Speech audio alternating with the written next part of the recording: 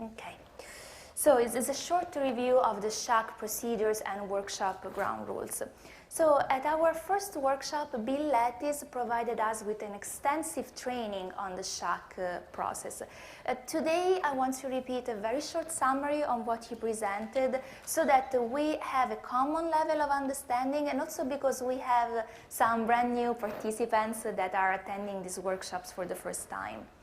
So, why are we performing a SHAC Level 3 study? This is really commensurate to an NRC-ordered seismic evaluation. As I mentioned before, in March 2012, NRC issued the 5054F letter, that's what we commonly refer to that, which is in response for the near-term task force reevaluation after the greater Fukushima, after the greater Tohoku earthquakes. So according to these recommendations, all the nuclear power plants which hold valid license are requested to reevaluate the seismic hazard using the most up-to-date and current knowledge requirements and guidance by NRC.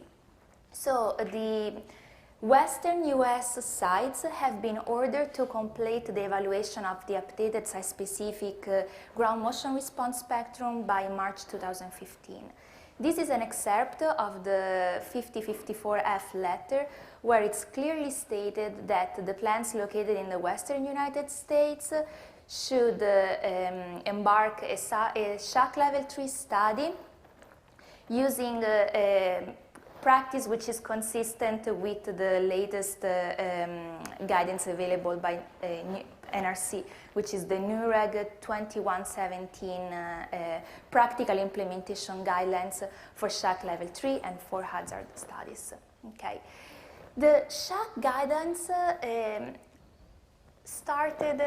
originated back in the 1997 when the study documented in the NUREG 6372 was co-sponsored by NRC, Department of Energy, and EPRI to review the results of past PSHA studies, including the benchmark LLNL and EPRI studies. And at that time, there were 7 members that were forming a senior seismic hazard analysis committee, and that's why there is the acronym SHAC. And they acknowledged that the instability of the results, so the variability that they were observing, was to be ascribed to the results of a procedural approach rather than on technical differences. So the regulations, the new guidance, defines 4 levels of studies that represent increasing efforts and also cost.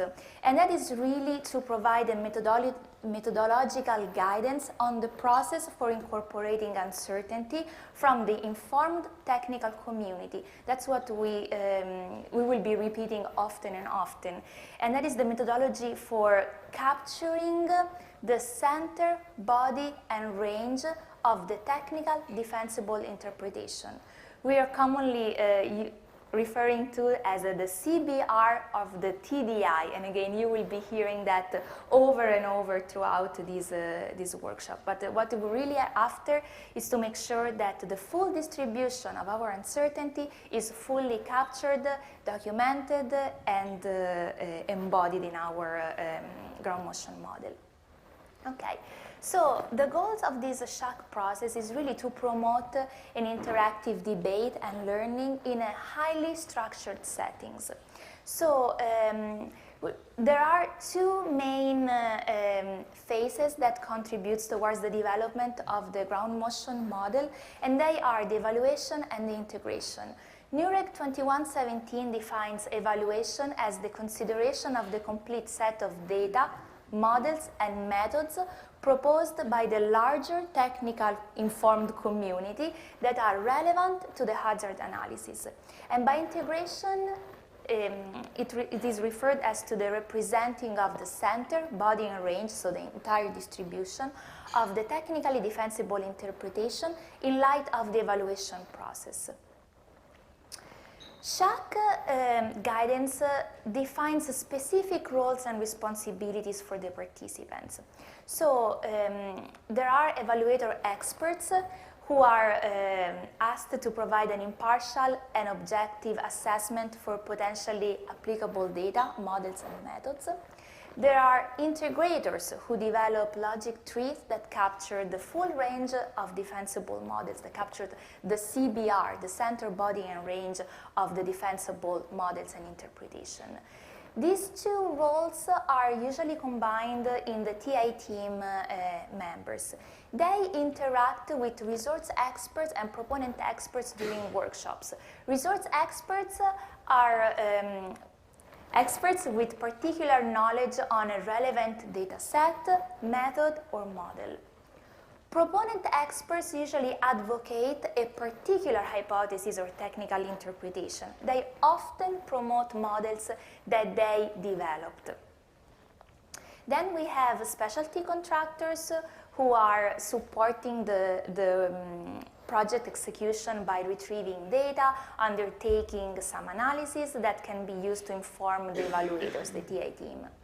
And then we have a continuous participatory review panel, which provides review on the process and the technical justification that the TI team is providing. So this review is participatory, is expressed and performed throughout the project duration, and it's really critical to ensure that the full range of views and technically defensible models have been fully embraced in the logic tree, and their adoption is fully justifiable. Okay. We know that the geoscience community is relatively small, so it's not uncommon that several experts can have different roles. What is critical for the execution of the workshop is that everybody clearly has an understanding of their role, and if there is any sort of potential dual roles, it has to be clearly specified when they are providing presentations. And you will see throughout the workshop that we will have TI team members giving presentation. We might have other resource experts that have also other roles. So it's clear, it's important that everybody clearly states their role. Okay, this is a flow chart that shows sort of a building block of the SHAC tree procedure. You see that there are 3 main workshops planned throughout the SHAC level 3 execution, and the activities performed up to the end of workshop 2 clearly mark a phase of the evaluation, which gradually transitions into integration when all the information pertaining models and methods and viewpoints have been fully acquired at workshop 2, digested, evaluated among the TI team, who will be providing and developing preliminary ground motion models, which will be in turn presented on workshop 3 together with their associated hazard sensitivity feedback. So there is a clear demarcation line between evaluation and integration. So besides these 3 formal workshops, the bulk of the evaluation is performed during working meetings. So far we had got 12, so it's a lot of work, but it's really necessary to digest all the data, models, and progress with the proper evaluation. Okay, so before heading to the next presentation, again, just last reminder for workshop rules. Keep in mind that the focus of this workshop is on the TI team. This is really an opportunity for them to exchange data, understand viewpoints of technical community, challenge and defend technical hypotheses, and gain information that can be used throughout the project. Really, that is the time for the TI team to interact and ask questions. So, as a reminder, we are all professionals. The technical discussions and presentations will maintain a highest professional level as desired. The discussions will be primarily among the TI team and the presenters.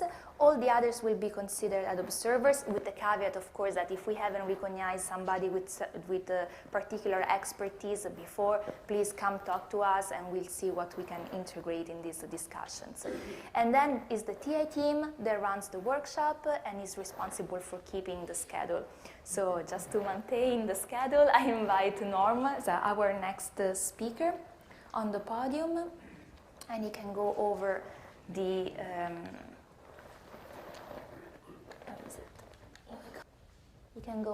overview of the project and the status of the ground motion tasks identified at workshop